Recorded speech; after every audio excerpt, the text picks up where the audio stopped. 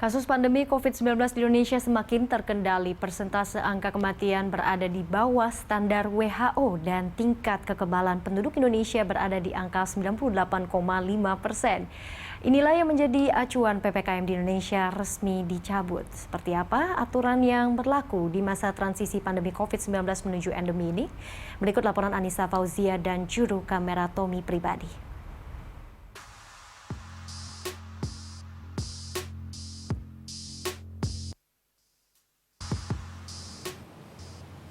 2 tahun menghadapi pandemi COVID-19, Indonesia berangsur bangkit dan pulih.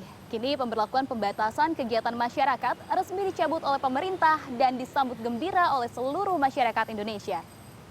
Namun di tengah masa transisi ini kita harus melek terhadap lonjakan kasus pandemi COVID-19 dunia.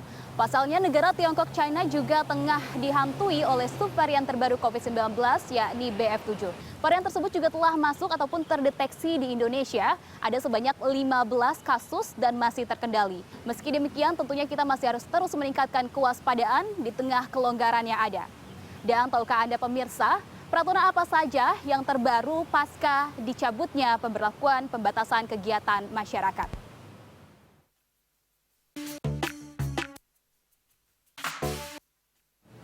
Seperti yang dinyatakan oleh Presiden Joko Widodo pada 30 Desember 2022 lalu yang resmi mencabut PPKM, kebijakan PPKM tersebut tertuang dalam Instruksi Kementerian Dalam Negeri nomor 50 dan juga 51 tahun 2022 bahwa Presiden Joko Widodo meminta kepada seluruh masyarakat untuk tetap mematuhi protokol kesehatan, yakni menggunakan masker di ruangan tertutup maupun di tempat keramaian. Kemudian juga terkait dengan vaksinasi ini akan terus dimasifkan terutama untuk vaksin booster pertama dan juga booster kedua.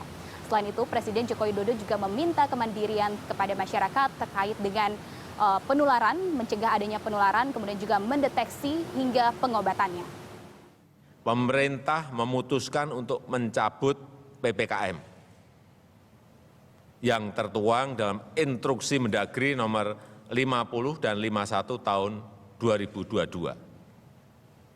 Jadi tidak ada lagi pembatasan kerumunan dan pergerakan masyarakat.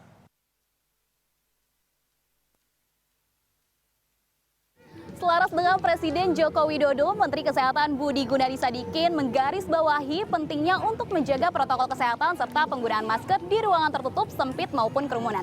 Lain hal di ruang publik seperti saat ini jika dilihat masyarakat di kawasan Kota Tua Jakarta didominasi oleh masyarakat yang menggunakan masker. Artinya kemandirian masyarakat untuk mencegah penularan sudah mulai terbentuk.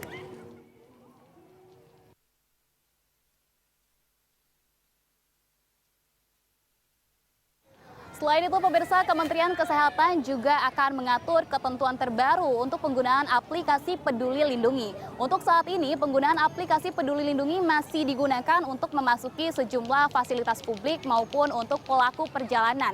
Namun nantinya, aplikasi Peduli Lindungi ini akan diintegrasikan dengan Satu Sehat sehingga mampu menampung data-data medis atau rekaman medis milik pengguna akun.